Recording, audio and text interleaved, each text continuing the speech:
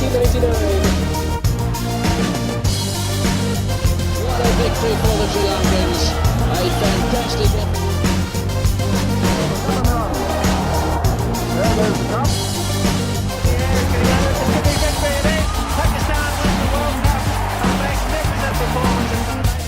Here's the man who's been largely responsible for us over the last. The first World Cup, that is a thrill of joy, and England.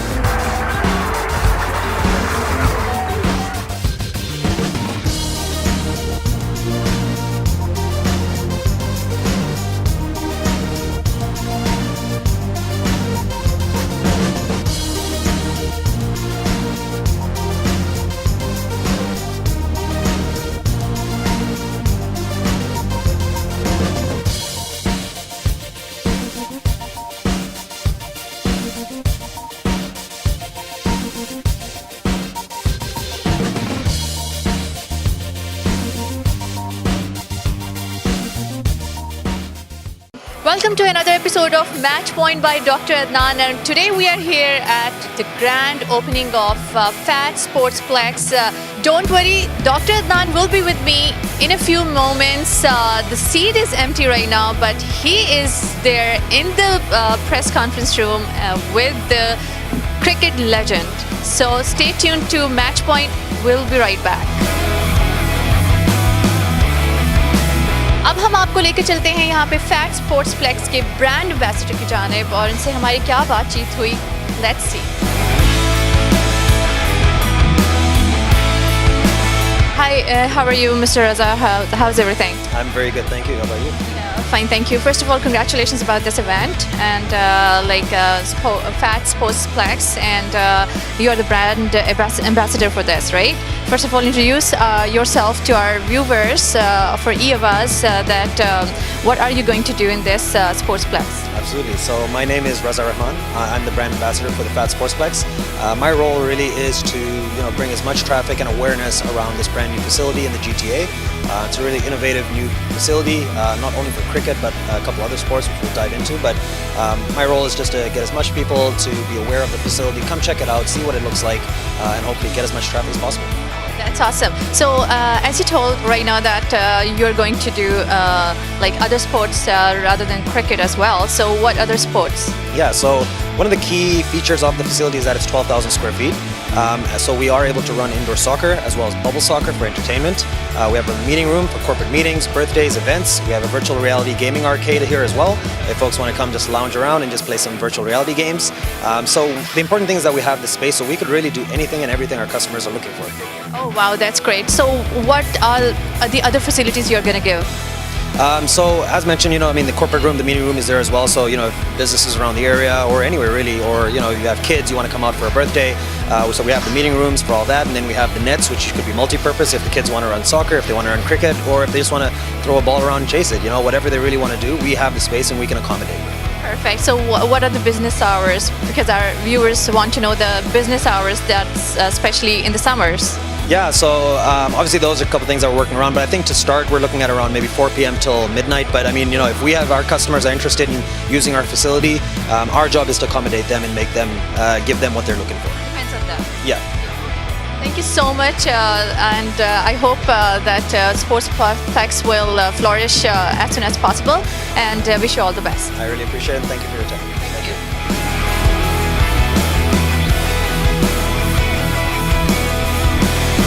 मेरे साथ इस वक्त fat स्पोर्ट्सप्लेक्स के one of the executive मेरे साथ इस वक्त मौजूद हैं मिस्टर अता जी. अस्सलाम वालेकुम मिस्टर अता, कैसे हैं आप? जी, आप सबसे पहले तो मुझे ये बताएं कि सबसे पहले तो आपको बहुत मुबारक हो इसके ग्रैंड ओपनिंग की. इस जो भी है स्पोर्ट्सप्लेक्स आपने यहाँ पे ओपन किया है, तो सबसे पहले ये बताएं कि आपने वॉन को क्यों सेलेक्ट किया. Now why not in Brampton और मिसिसागा? इस तरह से है कि पहले एज अ प्लेयर मैं खुद भी और बाकी भी टीम मेंबर जो थे वो हम दूसरे इलाकों में खेलने जाते थे, लेकिन हमने देखा है कि इस वॉन के इलाके में भी कई ज़्यादा लड़के ऐसे हैं जो कि खेलना चाहते हैं लेकिन उनको ट्रैवल करना पड़ता है, राइट. सो हमने ये काफ़ी रिसर्च के बाद ये एक जगह चूज़ की है जो कि हमें लगा है कि इसमें पोटेंशियल है. और I hope for the best. Inshallah, like we'll get a lot of bookings. Inshallah, as even we're getting pre-bookings too, because this area is perfect area for those who want to play cricket but they don't have any space to play for that or practice for that. Perfect. तो आप बताएंगे कि facilities क्या क्या provide कर रहे हैं यहाँ पर क्रिकेट के अलावा? बेसिकली जिस तरह से बाकी जो फैसिलिटी इस टाइम कनाडा में है, इस तरह की अभी तक कोई भी फैसिलिटी नहीं आई. This is the one of topest facility right now in whole Canada, I can say. जिस तरह से अब वाइड आपको पिच दी गई है कि आप उस पर खेलें, प्रैक्टिस करें अपनी, और उसके अलावा बड़ा क्लीन एनवायरनमेंट है. आप घुटन फील नहीं करते कि हम इवन कि मैं खुद भी अगर पर्सनल एक्सपीरियंस शेयर करूँ आपसे, तो मैं एक फैसिलिटी में जाता था तो वहाँ पे आपको बड़ा कंजस्टेड सा फील होता है कि आप खेल रहे हैं, आप खेलने आए हैं, आप इजी फील करने आए हैं, राइट. तो यहाँ पे इवन के हमारे जो CEO हैं उन्होंने ये भी कहा है कि हम 4K कैमरास जो हैं वो आपको देंगे, जिससे आप अपनी वीडियोस को खुद देख सकते हैं, अपने एक्शंस को दोबारा देख सकते हैं कि आप किस तरह खेलते हैं, किस तरह बॉलिंग करवाते हैं. और उसके अलावा हमारे पास बोला कि टॉपेस्ट मशीन अवेलेबल है, क्योंकि आप देख सकती हैं, आपके सामने ये मशीन अवेलेबल हैं और इंतहाई रीज़नेबल प्राइसेस पे वो इसको दे रहे हैं ताकि हर बंदा अफोर्ड कर सके और आके अपनी क्रिकेट को सही डायरेक्शन में लेके जा सके. Perfect, that's great. मैं देख रही हूँ कि नेट्स यहाँ पे काफ़ी मौजूद हैं, तो कितने टोटल नेट्स कितने हैं यहाँ? We are offering right now 5 total nets, right. और उसके अलावा जो है आप जो हैं ये देख सकती हैं कि हमने सिस्टम को ऐसे डिज़ाइन किया है कि अगर फॉर एग्ज़ाम्पल कोई यहाँ पे सॉकर बॉल या बबल सॉकर जो है वो खेलना चाहता है, तो हमने आइडिया जो दिया है वो कोर्ट रेंट का दिया है ताकि वो फ्लेक्सिबल हो डिफरेंट गेम्स के लिए. इसी तरह आपने मीटिंग रूम भी देखा होगा कि जिस तरह से कई लोगों के पास जगह नहीं होती, उन्होंने मीटिंग करनी है, ऑफिशियल मीटिंग्स हैं, बर्थडे पार्टीज़ हैं, इस तरह की चीज़ें हैं, तो वो ये रेंट कर सकते हैं आवरली बेसिस पे, और उसके बाद उसको वो इस जगह को यूज़ करके अपने जो भी प्रोग्राम है उसको सक्सेसफुल बना सकते हैं. Very nice. मुझे बड़ा अच्छा कॉन्सेप्ट लगा जो आप लोगों ने कॉन्सेप्ट दिया. यहाँ बर्थडे पार्टीज़ भी हो सकती हैं. हम अपने व्यूअर्स को बताना चाह रहे हैं कि बर्थडे पार्टीज़ भी बच्चों की यहाँ पे सेलिब्रेट हो सकती हैं. इनके पास एक इंतज़ाम मौजूद है इसका. और इसके अलावा भी बर्थडे पार्टीज़ के अलावा भी अगर कोई बच्चे हो, बच्चों का क्या फ़न हो सकता है यहाँ पर? बच्चों का ये फ़न हो सकता है कि हमने वही मैंने आपको बताया कि ये फ्लेक्सिबल एक फैसिलिटी है कि जिसमें आप बाउंड नहीं है कि इसमें क्रिकेट ही होनी है. जब आप आते हैं, आप कोर्ट रन करते हैं, नेट्स आपके मूवेबल हैं, वो मूव हो जाते हैं. आप बच्चों को लाके एक सॉकर फील्ड बन सकती है यहाँ पे. और फिर अगर टेबल टेनिस के लिए बेसिकली कॉन्सेप्ट है कोर्ट बुकिंग का. आप कोर्ट जगह बुक करते हैं, उस पर आप टेबल टेनिस खेल लें या आप उस पर सॉकर खेल लें बच्चों की. तो इस तरह की है. इवन के आगे प्लान है कि इंशाल्लाह गेमिंग भी जो है वो भी लाई जाएँ, ताकि जो बच्चे छोटे हैं और वो सोचते हैं कि हम कहीं बाहर जाएँ एक्टिविटी के लिए, तो हम उनको भी वेरी सून ये जगह प्रोवाइड करेंगे इन फ्यूचर. तो राइट नाउ तो आपके सामने है जो भी है, और मैं उम्मीद करता हूँ कि आपको भी ये जगह पसंद आई होगी कि प्रॉपर लाइटिंग देखें. जो मेन चीज़ है lighting, right. When a player is playing, if he can't see properly ball, he can't play, right. Thank you so much. Lightings बहुत शानदार है, नो डाउट. और जो भी बच्चे यहाँ पर, जैसे स्पेशली हमारा कनाडा का वेदर बहुत हार्श होता है, विंटर्स में बाहर नहीं निकल सकते, तो उनके लिए जगह मैं समझती हूँ कि one of the best perfect place है. ना सिर्फ कुछ बच्चों को हमारे इंटरेस्ट नहीं होता क्रिकेट में, कुछ को सॉकर में इंटरेस्ट है, किसी और स्पोर्ट्स में इंटरेस्ट है, तो वो यहाँ आ सकते हैं फैट स्पोर्ट्सप्लेक्स में. और फिर यहाँ पर जो है whatever they want to play, they can play. वो चीज़ गुड ऐड करना चाहूँगा कि आप मेरे प्लान को देख सकती हैं. नॉकिंग मशीन हमने प्रॉपरली रखी है कि जो भी काम इस फैसिलिटी में होगा प्रॉपरली फंक्शन के तहत होगा. कि अगर बैट की नॉकिंग आपने परफेक्ट तरीके से करवानी है तो वो मशीन प्रॉपरली इसकी नॉकिंग भी करेगी. Wow, that's amazing. That's great. Thank you so much for giving us time. Thank you so much.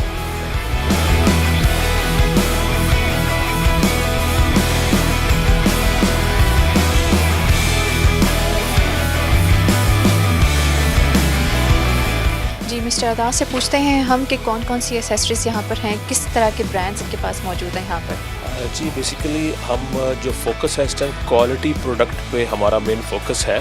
और हमारे पास MB की एक एक्सक्लूसिव कलेक्शन आप देख सकती हैं कि डिफरेंट टाइप ऑफ पैड्स भी अवेलेबल हैं. उसके बाद GM की एक प्रॉपर आप ये देखेंगे GM के बेहतरीन से बेहतरीन बैट भी इस टाइम फैट स्पोर्ट्सप्लेक्स के ऊपर अवेलेबल हैं, ठीक है। उसके अलावा आपके थाई गार्ड्स हैं, फिर पैड हैं, ग्लव्स हैं, तो उसके अलावा पैक्स भी मौजूद हैं किट के लिए। तो उसके अलावा यानी कि जो भी हमारे पास चीज़ मौजूद है फैट स्पोर्ट्सप्लेक्स के ऊपर क्वालिटी प्रोडक्ट है, क्योंकि हमने जब इसको शुरू करना था तो हमारा मेन फोकस क्वालिटी था कि हम क्वालिटी पे कॉम्प्रोमाइज़ नहीं कर सकते। जब हम क्वालिटी देंगे तो कस्टमर सेटिस्फाई होगा, और जब कस्टमर सेटिस्फाई होगा तो हमारे सक्सेस है बेसिकली। तो इसके अलावा बॉल्स वगैरह यहाँ पर मुझे नज़र नहीं आ रही जी। दिखा सकता हूँ, बॉल भी है इसके अलावा हमारे पास टेप बॉल के बैट्स वगैरह भी हैं और बॉल्स भी हैं।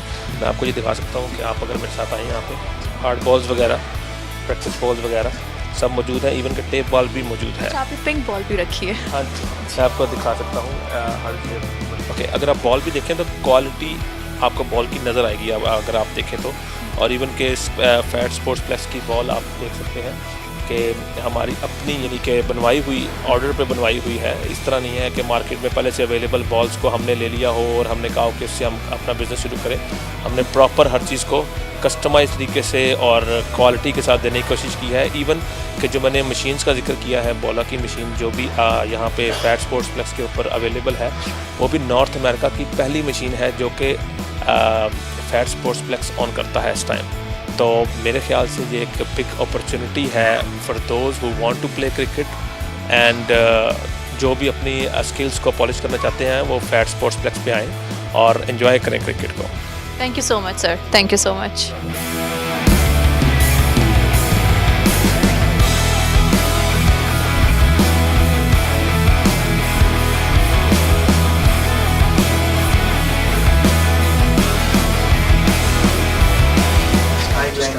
G'day. First of all, nice to see you. Thank you.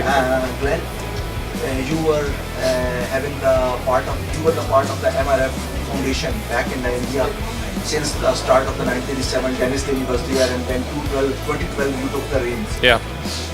And having plenty of bowlers, we have seen Irfan Pathan, Shamil, and lot of the bowlers, and even the Sri Lankans we have seen, the Hoss and the other one. Do you think that MRF can be the success formula of the Indian pace batting, which was never up to the par at certain levels of cricket in the 80s and 90s? We have seen the Pakistani pacemen and the Australian pacers, they were at the top. But right now, the cricket which India is playing and what they have done in Australia, they have made the history. So was it the backfire of the MRF Academy? Well, not for me. I haven't had too much influence on any of the bowlers, fast bowlers in the Indian team at the moment. But that's why it was set up back in the 80s with Dennis Hurley and Ravi Maman. So it was to find express bowlers, and there's been quite a few young bowlers go through the MRF Pace Foundation to go on and represent India. I attended the MRF Pace Foundation back in 1992.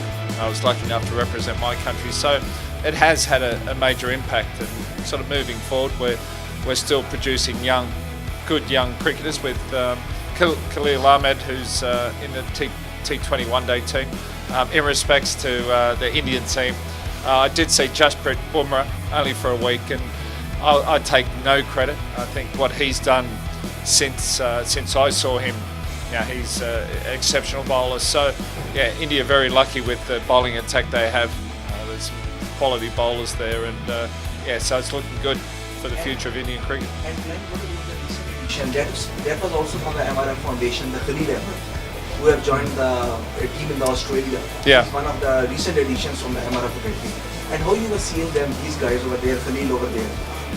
Yeah, no, he's a young fellow. He's got plenty of energy. He just loves the game. He wants to learn as much as he can, and I was really proud that he went on to represent India in the shorter version of the game. And he's still got. I've been impressed with the way he's bowled. T20 is a tough form of the sport, or form of cricket for the fast bowlers. But he's learnt a lot.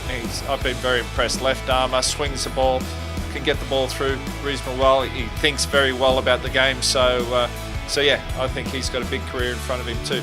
And there's a couple of other young bowlers coming through that I think can go on and do well too. And when we were seeing that team under the Tim Payne was struggling after the ouster of David Warner and Stephen Smith. But now I think the time has come that they are ready to join in the Pakistan series. I think from the third match onwards, if the selectors selected them, Warner and Steve Smith, both will be ready to join the Australian team. So what are you seeing the impact of Warner in the pre-preparations for the World Cup 2019 and where you are seeing the Australian squad, the balance of the Australian squad? You know, I think if you take the two best batsmen out of any team, it has a major impact. There's no doubt about that. You know, once they're banned, they've served their time. I dare say they'll be selected back into the squad, into the team, and hopefully have a positive impact. You know, Steve Smith's a quality player. You know, Dave Warner, aggressive. You know, very good player as well. So I think they can have an impact. See how it all works. It's been a tough 12 months for both those players, but you know, they have served their time, and now it's time to look for the future and just get back and play some good cricket. And what are the Glenn McGrath's last four for the World Cup 2019? Yeah, Tough question. It is tough. I'd like to see Australia there. I think they've got to improve a bit. To me, the top two teams at the moment are India. Obviously in the one days they play quality form of the game, quality brand of cricket. England are very good. They're a very good one-day team. I like the way they go about it, and that's tough for me to say, being an Australian. But England, home soil. I think they're probably the two top teams at the moment. We've seen Ricky Ponting get added to the coaching staff for the Australian team, and he's very confident that the Australians can do well. So fingers crossed they can make the final four, and then who's going to make that other spot. So Pakistan playing some good cricket. West Indies you just never rule out in the shorter version of the game. The way they've been playing against England in the Test series is quite remarkable. And then you've got Sri Lanka, you've got South Africa. Sri Lanka's win against South Africa in the Test just recently. So you just never know. I think it's good to see some of these teams winning away from home. But Test cricket and one-day cricket, totally different. World Cup is a very special tournament. And Glenn, you are here in the North America and the Toronto region. So recently we are done with a G220 series, where we have seen the blitz of David Warner, Ben McDermott, the younger McDermott we have seen, we have seen Steve Smith, and a lot of other Australians were there. So you were not the part of the Coventry team or the coaching side. Tom Moody we have seen with one of the franchise. Which of the franchise? Montreal Tigers. Yes, Montreal Tigers he was representing. So when we are seeing Glenn McGrath, it's one of the franchises. It's funny, coaching was something I thought I'd never do, but I must say I am enjoying my work with the MRF Pace Foundation, and I think that's probably more what I want to do, more a little specific, probably more for fast bowling. Coaching a team is probably not my forte. I did a little bit with the Australia A team last year, doing my level 3, and I'm not sure it's me. So I think in short, intensive stints, come in, work with the team, work with the bowlers, could have some potential, but in respects to coaching a team, it's not what I want to do, and plus my MRF commitments stop me from coaching IPL style teams anyway. So anyway, that's where I'm at. Coaching a team is not something I want to do. Yep. Obviously here for the to open PHAT Sportsplex. I think it's a state-of-the-art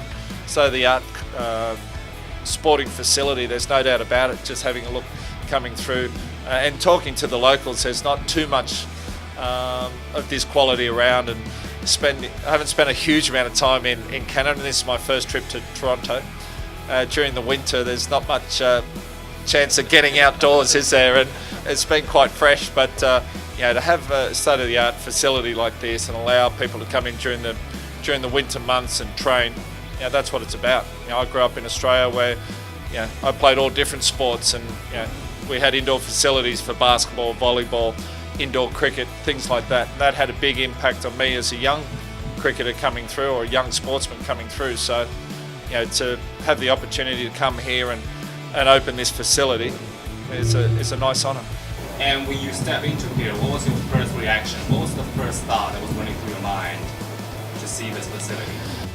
Yeah, I'm always keen to have a look at where the bowlers can run in from, and just I know they've got different sort of battings and that, so the pitches are quicker, they might turn. So just get the whole feel for the facility. So see how we go. Might roll the arm over a bit later, but I think it's a quality facility. Dan, thank you so much for coming here, coming to Canada, learning mates all over the place. Different formats of cricket is being going on in different parts of the world. Yeah. And thank you so much for taking this initiative, for coming to Canada. Also, my question is regarding the Pakistan cricket, this TV channel, which is basically Pakistan channel. One, as you mentioned, coaching is not your piece of cake now. Or coaching a team. But certain cricketers like yourself, superstars, have graduated into politics. Imran Khan is one case. Yeah. Becoming Prime Minister of Pakistan. Your thoughts on that? And also, what is your thoughts on the upcoming series against Pakistan, where Australia stands? Yeah, obviously that was something Imran wanted to do. Politics is not something I want to get into. I have been offered quite a few seats back home, and through my work with the McGrath Foundation, I do deal a lot with the politicians and down in Canberra. But it's not again not a world that I can see myself in. So it depends on the individual. Sport, I think, is it's a medium that crosses all boundaries, and that's what I love about the game. And whether you can then go on and make a difference. Obviously, Imran wanted to make a difference within his country.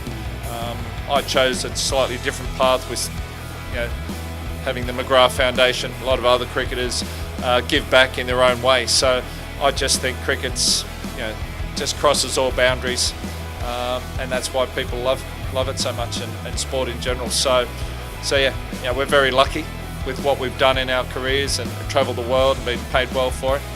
I think we have a certain responsibility to also give back. And upcoming series, I think Australia are starting to find a little bit of form. Pakistan are always dangerous, but hopefully we'll see a good series, and hopefully the Australians can play well.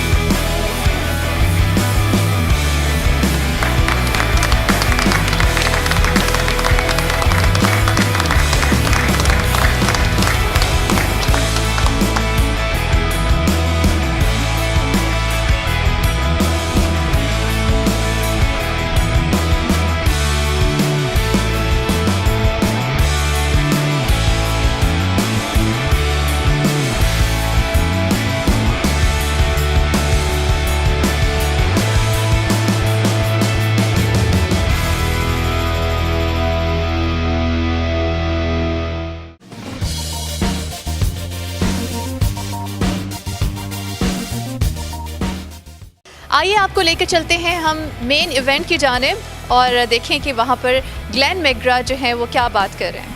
Ladies and gentlemen, a living legend in the game of cricket, we are truly honored by his humble presence and willingness to promote cricket in Canada.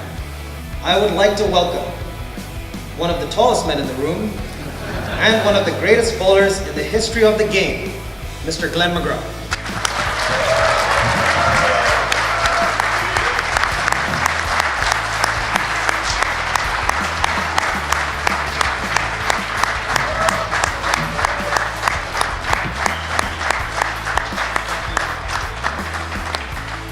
Well, thank you for that welcome.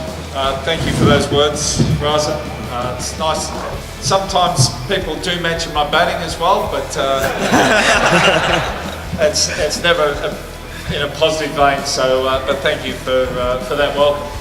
Also to Abdul, to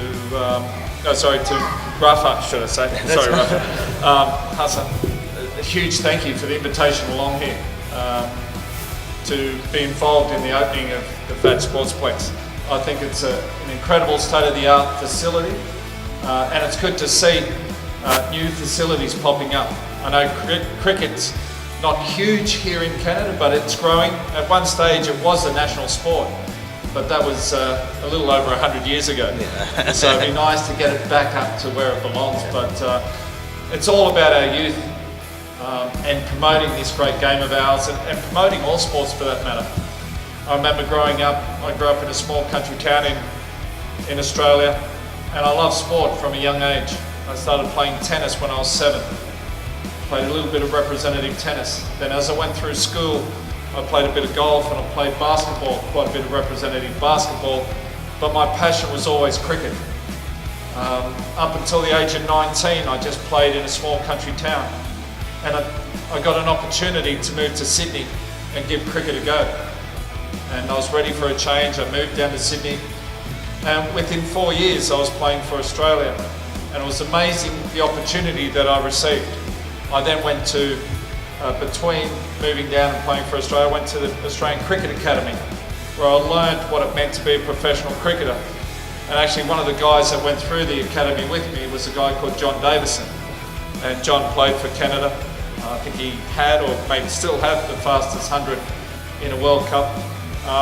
And just the opportunities that I had throughout my life because of cricket. I feel a very lucky person. I've got to travel the world, play an amazing sport, do something I love. And I must say I loved every minute of representing my country, getting out there, bowling against the batsmen who are classed the best in the world. Your Brian Lara's, your Sachin Tendulkar's, those guys. I loved every minute of it. Though from the moment I retired, I haven't missed it, which means I retired at the right time. But as I said, I feel very lucky. I feel now I've got something to offer back, a certain sense of responsibility. So I'm doing a bit of coaching, a bit of commentating, and just promoting this great game of ours to young people coming through, and just the possibility it offers. And without those I think state-of-the-art facilities like this, we couldn't offer this to our youngsters coming through, and who knows, they could go on and represent their country, whether it's in cricket, whether it's sport or something else. So let me say congratulations again to Rafa, to Hassan, for an amazing facility here.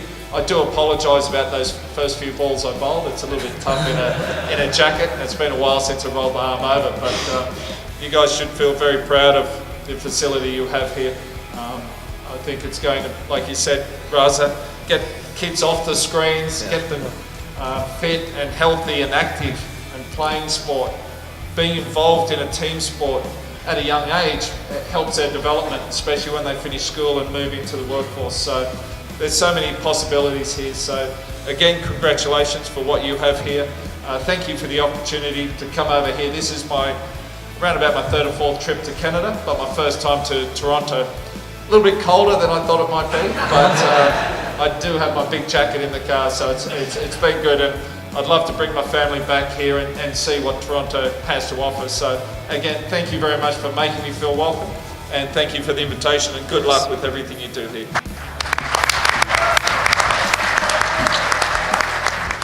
Folks, now we will start a brief question and answer session with Glenn, and from there we'll move into some picture taking. We'll get everybody a chance to get a photo with Glenn. Before we start off, I think it's important to note, I myself, obviously I play a lot of cricket. A lot of us folks here in the room, we play cricket, or there's some young athletes in the room that aspire to play cricket. Learning from individuals like Glenn with all that experience is obviously important. That's something I look to do, and I've always looked to do. And that's how we learn the game, and we grow and we become better players. But also advice that can help us in life. I think sports teaches us all a lot, and there's a lot to learn. So we'll be diving into a couple of questions that we've prepared from a couple that we received, and then we'll also open it up to the floor. If any of you guys have questions to ask Glenn, we'll handpick a couple of them, and from there we'll move right into the pictures. So the first question to Glenn, one of the most obvious, as a fast bowler you were one of the most consistent and successful. What were some of the things that you did that led to your success? I guess there was a few things, and I was lucky enough to be in the Australian team for 14 years, and it was an amazing era of Australian cricket. Got to play with some incredible players at the other end. Shane Warne, bowling with Shane Warne, those guys, Steve Waugh, Ricky Ponting, Matty Hayden, Adam Gilchrist. So there were some incredible players, but I retired after the World Cup in 2007, so that's nearly 12 years ago. It's amazing how quickly time goes, but it's given me a little bit of time to reflect on, I think, what held me in good stead throughout my career. The first one is self-belief. I always believed I was good enough. I grew up in a small country town, 3,000 people.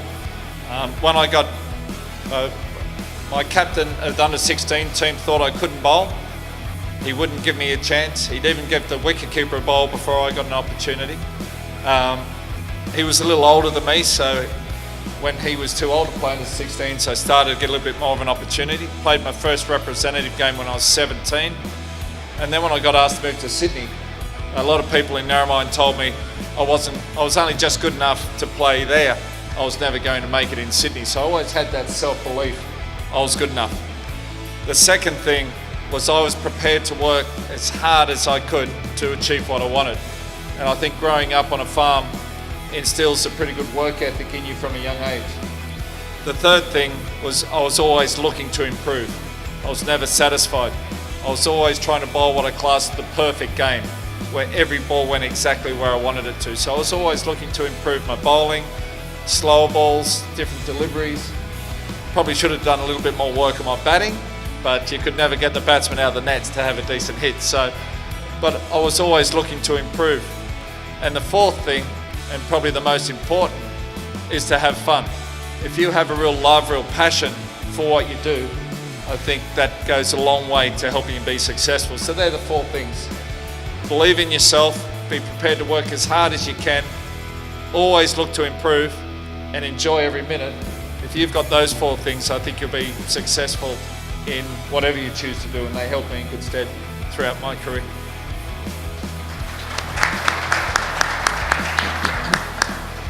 I think that covers everything. I'm not sure I have any more questions.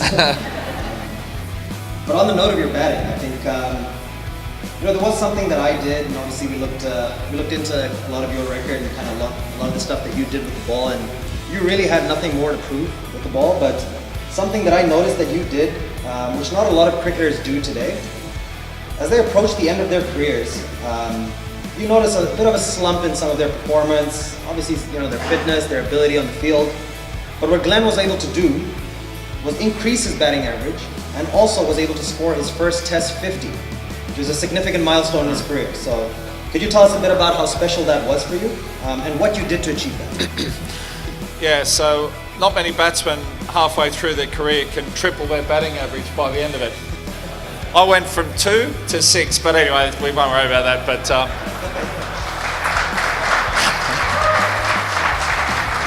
But yeah, I was always looking to improve, as I said.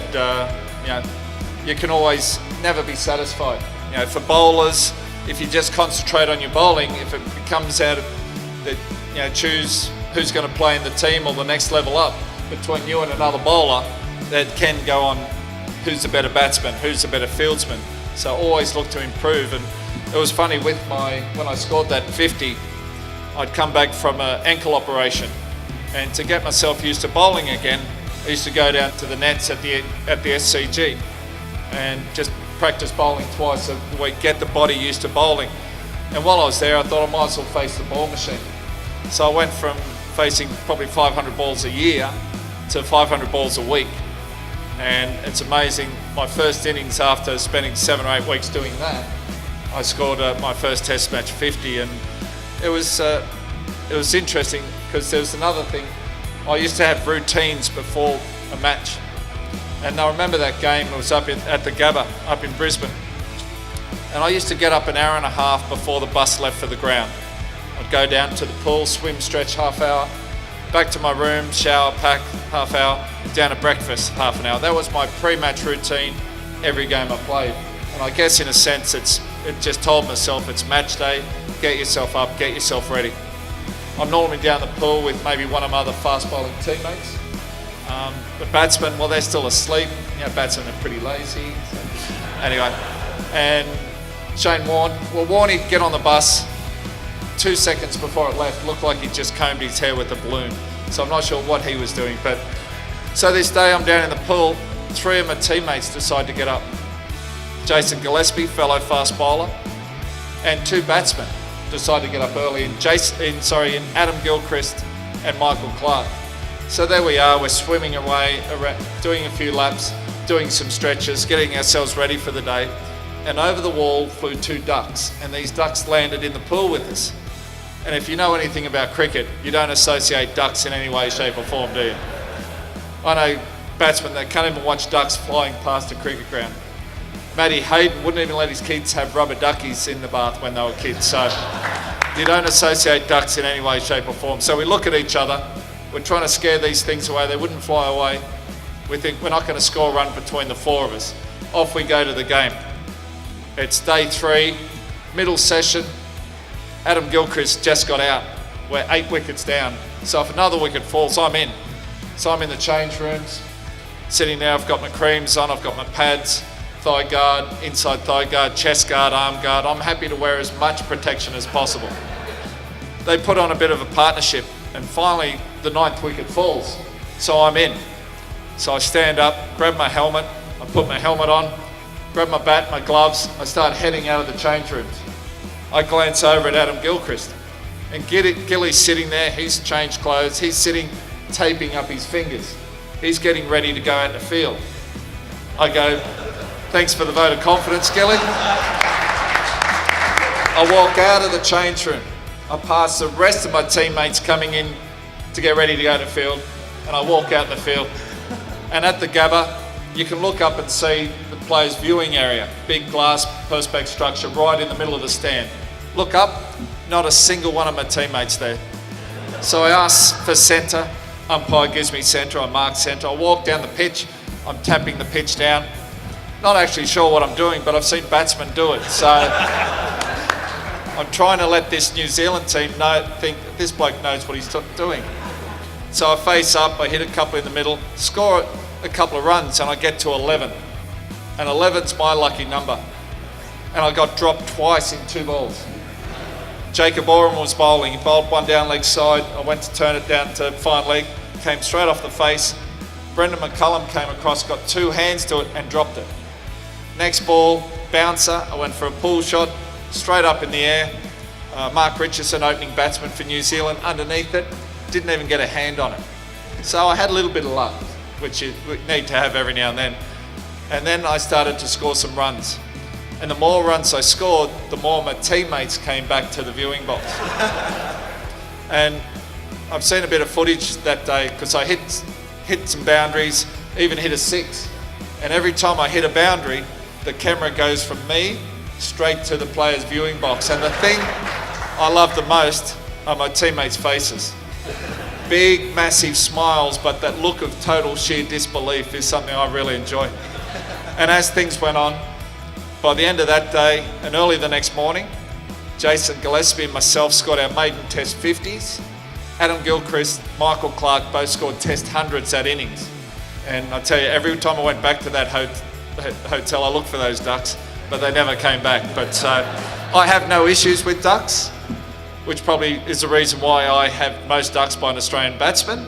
But I've dismissed, I think, about 104 batsmen for ducks, so I think that balances itself out. But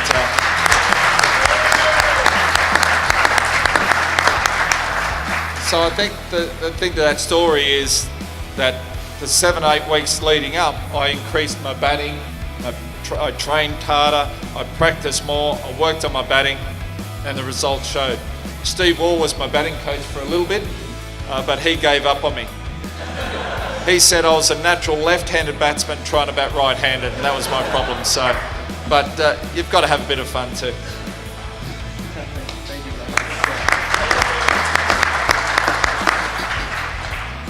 It's amazing to hear what goes on in the background. A lot of these stories, I think we all watch these games, we see what's going on, but very interesting to hear a bit of the backstory to that. So thank you for sharing.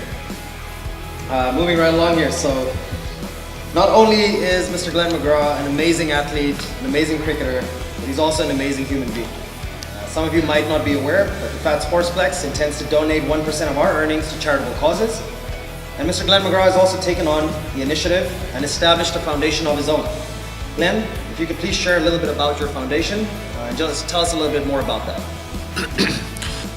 My late wife and I set up the McGrath Foundation quite a few years back, and then through our experience and her experience of going through breast cancer, we realised there was a big shortage of breast care nurses and awareness in Australia, so we decided to try to do something about it.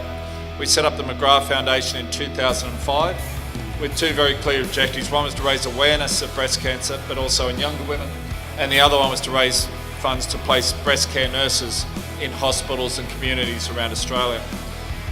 Unfortunately, my late wife lost a battle in 2008, and at that time we had 4 nurses employed. As I sit here now, we have 131 nurses. Those nurses have supported more than 70,000 families, individuals going through breast cancer, and hearing those numbers just blows me away. It's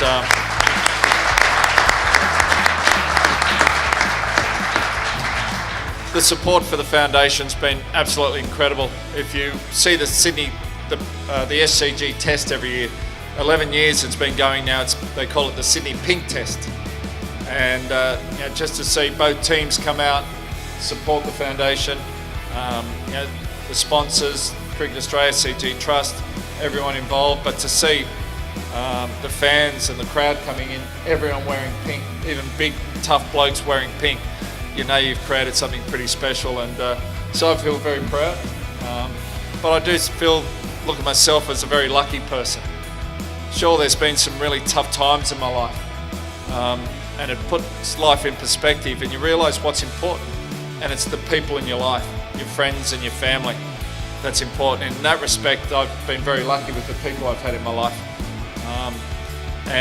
So the support for the foundation's achieving a lot. We still have a little way to go to cover the whole country, so that every family, every individual going through breast cancer has access to a breast care nurse where they live, and a totally free service. So that's something we're striving towards.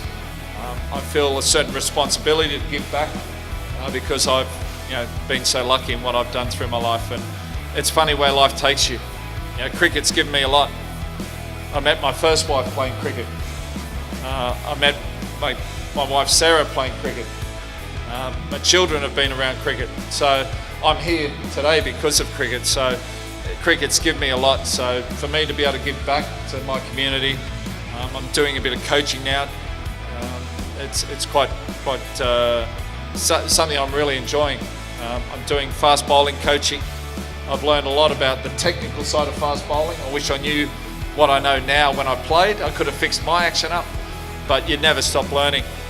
And it's funny, one other little thing that I've learned is never say never.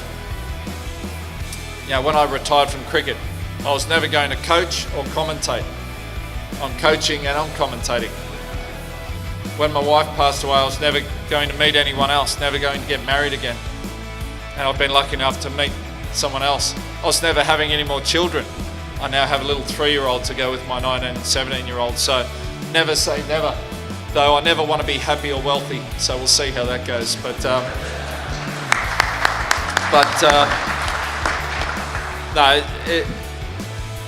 it is quite amazing to be able to give back. And I travel around Australia, and I've spoken to a lot of people that have dealt with our nurses, and they say the positive difference it's made in their lives is quite incredible. And I think that inspires me to keep going, to know what we're doing is making a huge difference. So fair enough, we're very lucky in what we can do on a day-to-day basis, and the fact that you guys are giving back and supporting people less fortunate, I think is a very positive thing to do. So congratulations, and thank you for the support.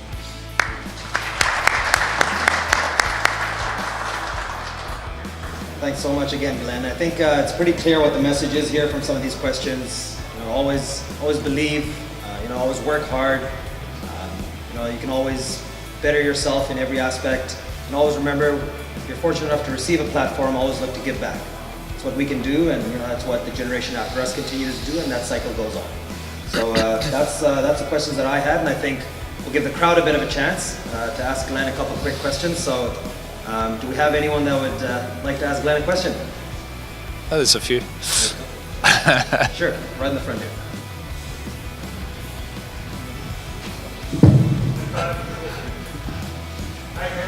G'day. Thank you.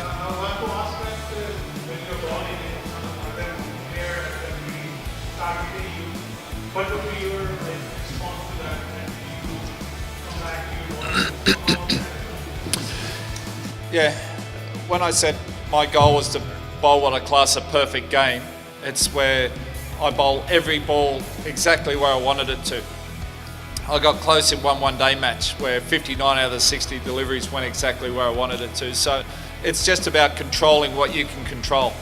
So I was just, as long as I'm bowling where I want to bowl, then depending on what the batsman does, then I can adjust or adapt. I remember one game where sometimes it just doesn't always work out. There was one game, I remember it because my son James was born on the 20th of January 2000, and it was the night before that, on the 19th. I was running in, we're playing Pakistan in a one-day match at the SCG, and I was bowling to Abdul Razak and Ijaz Ahmed as well, and after 5 overs I had the figures of 1 for 61. I thought I bowled pretty well. It went exactly where I wanted it to, but Razak just kept hitting me for boundaries, but I stuck to my game. I think I finished with the figures of 2 for 69 off 10, but I remember that game for a couple of reasons. One was because my son was born the next day, and 2 was because I bowled fairly well and I still went for 61 runs off 5 overs. So it just comes back to controlling what you can control, and if you're bowling the ball where you want to bowl it to, then you can bowl to a bowling plan. If it's not working, then you can adapt and adjust. If you can't bowl where you want it to, you've got no control, then it doesn't matter what bowling plan you have. So I just tried to, okay, this is my bowling plan. If it's not working, then I adapt it and I adjust it. So that's where having that control came into play.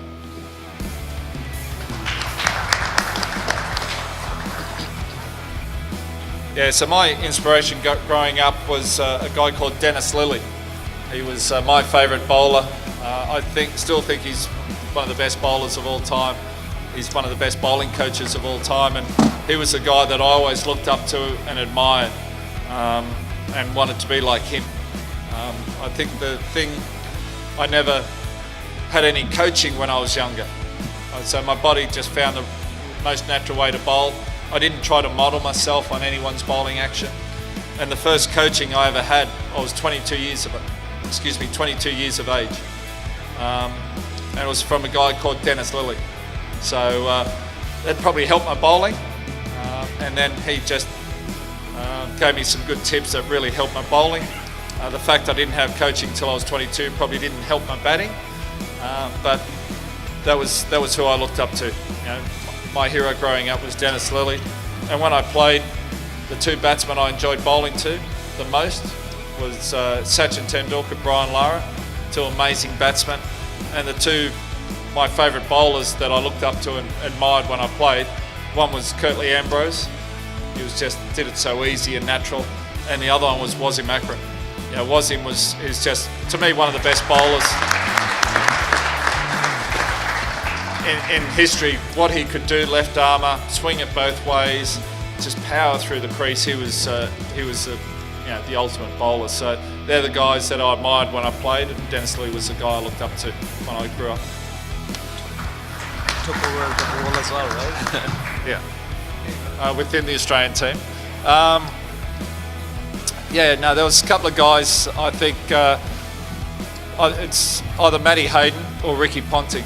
You know, Rick was a quality batsman. I thought he would have finished his career with the most Test runs by any batsman, but obviously Sachin put it out of reach, I think, of anyone. So it was Ricky, Matty Hayden. I bowled 4 times, played 4 matches against Matty Hayden. Got him out for a duck twice, and he scored hundreds the other 2 times. So he's one of the only batsmen that would have a bit, I guess you call it sledging, would sledge the bowler.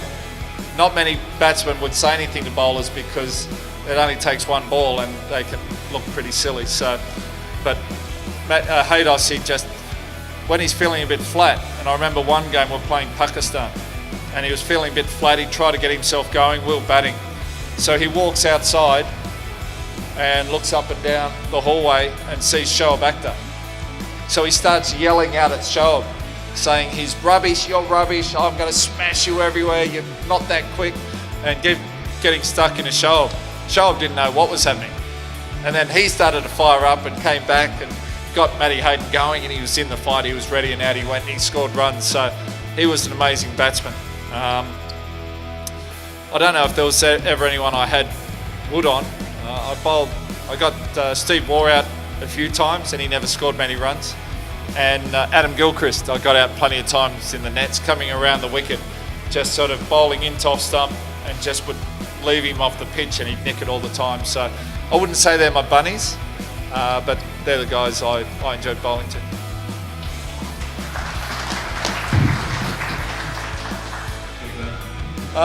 There's been plenty of them, and I think when I went to school, and even up to the age of 20, probably 23 before I made the New South Wales team, I couldn't speak in front of anyone, couldn't speak in front of my class at school, but now I quite enjoy it. And the thing that's in the back of my mind is I've embarrassed myself in front of millions of people that many times. One more time's not going to make any difference. So I think 90% of the times I got out batting was embarrassing.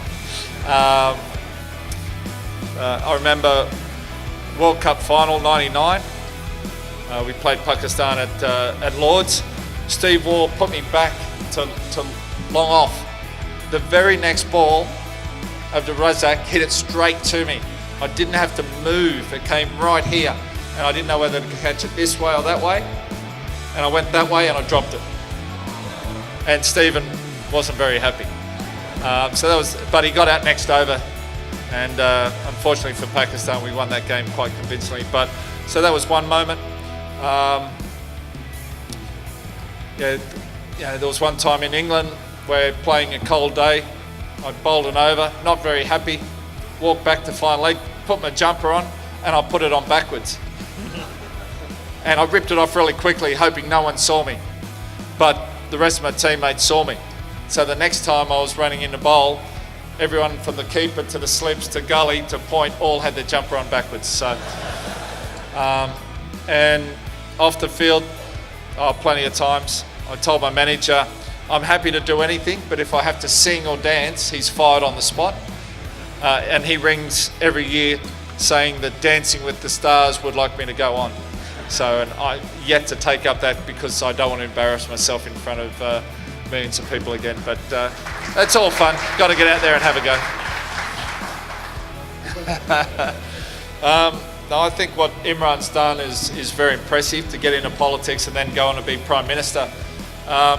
I've been offered quite a few seats in Australia, and it's not something I want to do.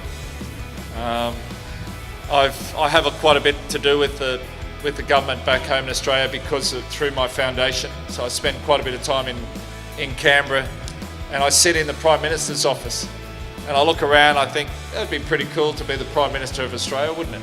And the more I think about it, the less I think it'd be good. It's a tough job.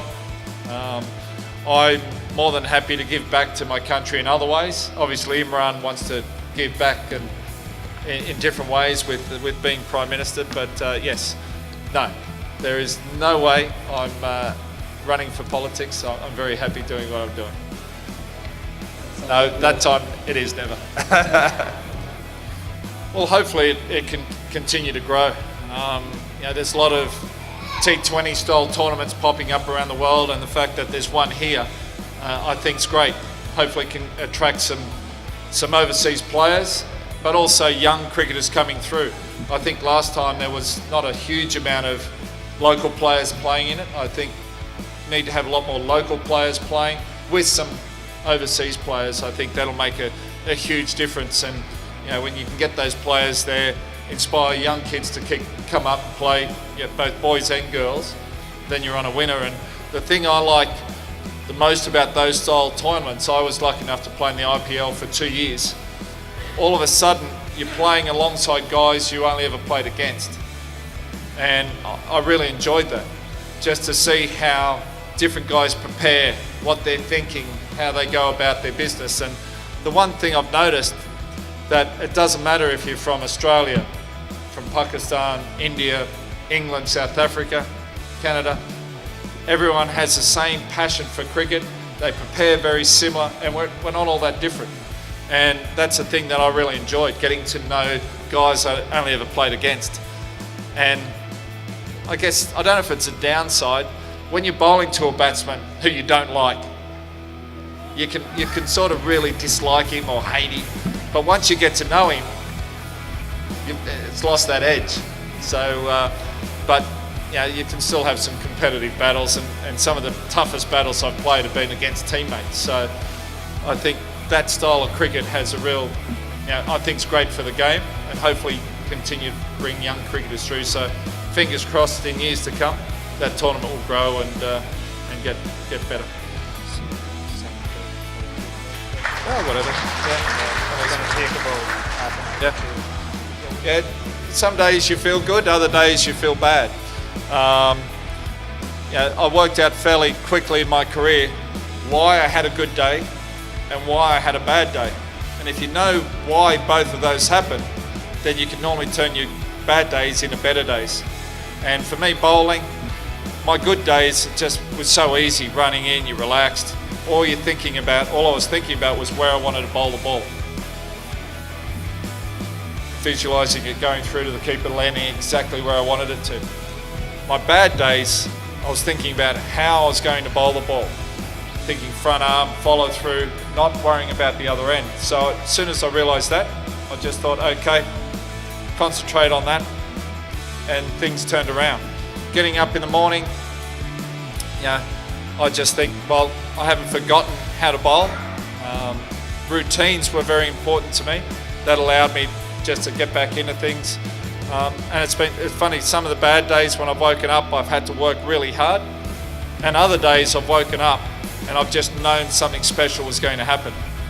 And both those days I took 8 wickets in a test match, in an innings. So shame I didn't have more of those days, but the tough days, harder days getting up, that's when you've got to work harder, but you get more out of it. And I never looked at making a mistake. I never thought it was a mistake unless you made it 2 or 3 times. The way I learnt the most about myself, about my game, is when I made mistakes or when I had a bad game. I analysed what went wrong, what I could do differently, and then put that in place next time. So it's just about getting to know yourself and coaching. The 2 things I try to pass on to the young cricketers I work with. One is to get to know yourself really well, how you work at your best, get to know yourself really well. Also, like who you are. If you've got both those 2 things, you're well on your way to going pretty well.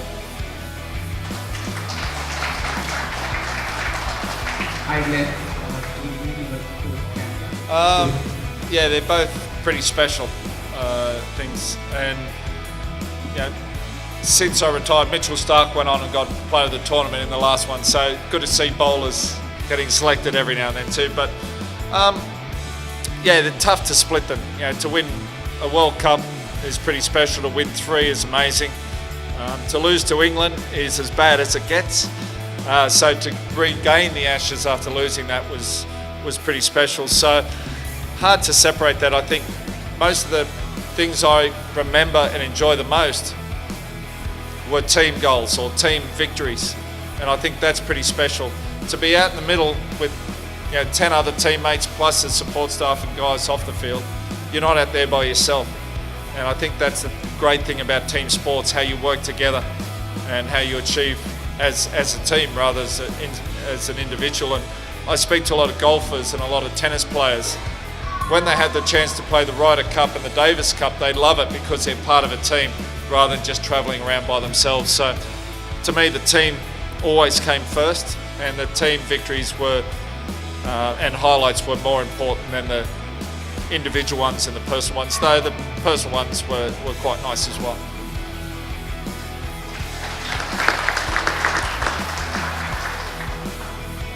Yeah, no, it was an amazing game, that one. 99 World Cup semi-final, and There's only been twice in my career that I've been nervous. That was one of them. The other one was batting with Shane Warne when he was in the 90s. If I got out on it, he'd never talk to me again. So, but that was an amazing game. I bowled the over before, and I picked up. I bowled Mark Boucher, and then there was a run out as well. And the second last ball, Lance Klusener hit it low full toss straight to Paul Rifle on the fence. If he caught that, game over. But it bounced off his hands, went over the fence for 6. He got a single off the last ball, and then they needed 8 runs to tie, 9 to win. Damien Fleming was bowling. He came around the wicket, and he was trying to bowl full and wide, and he got it slightly wrong, and Lance Klusener hit it that hard that it hit the fence before anyone knew what had happened. So then he tried it again around the wicket. Same result. This time Lance hit it straight down a long off. Mark Waugh was fielding on the boundary, only 4 or 5 metres away, had no chance of getting the ball. Hit it that hard. So the scores are tied. So everyone comes in. So Damien Fleming decides coming around the wicket's not working, so he goes over the wicket and bowls it into the pitch a bit more. Lance hits it to mid-on where Darren Lehman's fielding. And Darren Lehman runs in, picks the ball up. Alan Donald, who's at the non-striker's end, is about 2 metres out of his crease. And Darren's only 2 metres away. He has a shot at the stumps. He says he missed by 3 metres. It was a terrible throw. And if he hit the stumps, Donald would have been out. And we thought, oh, we might have missed our opportunity there. Then next ball, again, Damien Fleming bowls it into the pitch. Klusener hits it down to mid-off where Mark Waugh's fielding, and he just runs for some reason.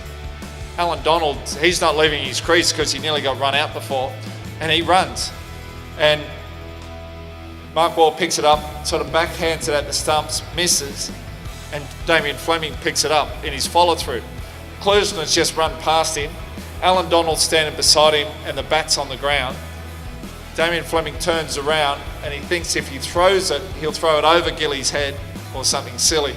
And 2 nights before, we'd been 10-pin bowling, and he remembers that, so he bowls the ball along the ground. And by this stage, all 9 other fieldsmen are in around Adam Gilchrist as the ball slowly trickles down the pitch. Klusener's halfway off the ground. Donald's still at the non-strikers end. Gilly picks it up, takes the bails off, and it's a tie. And it was an absolutely amazing game. And because we won the match against them the game before, we go through to the finals. So that was an incredible game. Game plan went out the window, and we just trusted what Damien Fleming was going to do, and we got away with it.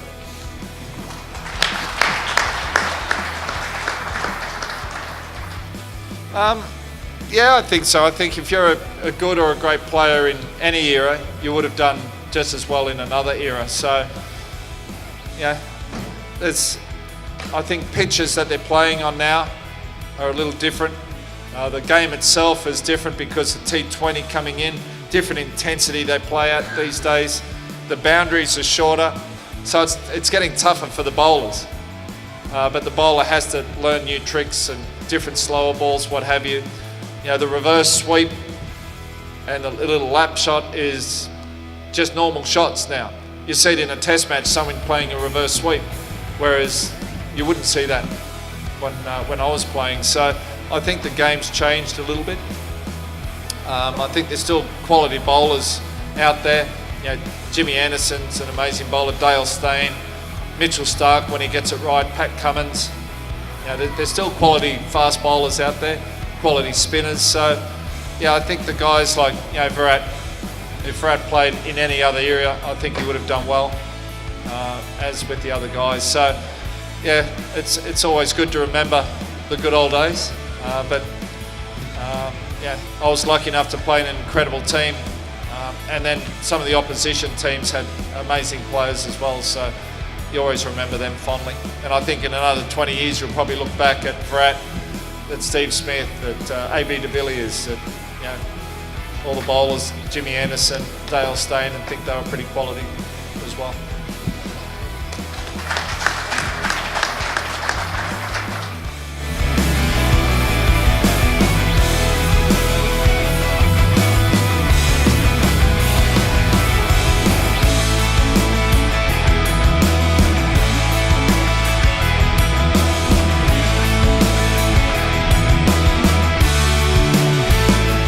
that was the main event we covered with Glenn McGrath.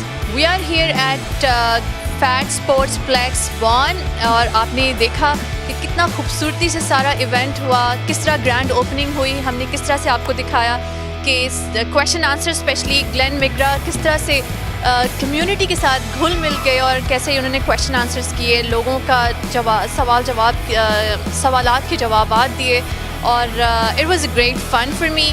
और जैसा भी आपने देखा होगा nets वगैरह आपने देख लिए होंगे कि बहुत ही खूबसूरत है, यहाँ पर लाइटिंग का बहुत अच्छा अरेंजमेंट हुआ है एंड आई होप कि यहाँ पर और से ज़्यादा लोग आएँ और यहाँ ज्वाइन करें, आके खेलें। बच्चों के लिए फ़न के लिए बहुत अच्छा है, यहाँ पर बर्थडेज़ आप सेलिब्रेट कर सकते हैं। और बस मैं क्या कह सकती हूँ, that was it from match point. अभी ग्लेन मैकग्राथ जो है वो यहाँ से गुजरे। पहले मैं आपको ये दिखाना चाह रही हूँ कि ये पिक्चर जो थी उनकी बिल्कुल खाली थी, अभी राइट नाउ उन्होंने इस पिक्चर पे साइन किए हैं और आप देख सकते हैं बिल्कुल क्लियरली कि किस कदर खूबसूरती से उन्होंने स्माइल करते हुए यहाँ पर साइन किए अपनी ही पिक्चर पे। And what a legend of cricket. तो दैट्स इट, मुझे यहाँ से अब इजाज़त दीजिए, लेकिन that was like my promise कि नेक्स्ट एपिसोड आप डॉक्टर अदनान के साथ डेफिनेटली देखेंगे। मैच पॉइंट उनके बगैर आज थोड़ा सा अधूरा रहा, लेकिन I promise next episode doctor Adnan will be right with me और you will surely see him in match point. Take care till then. Allah Hafiz.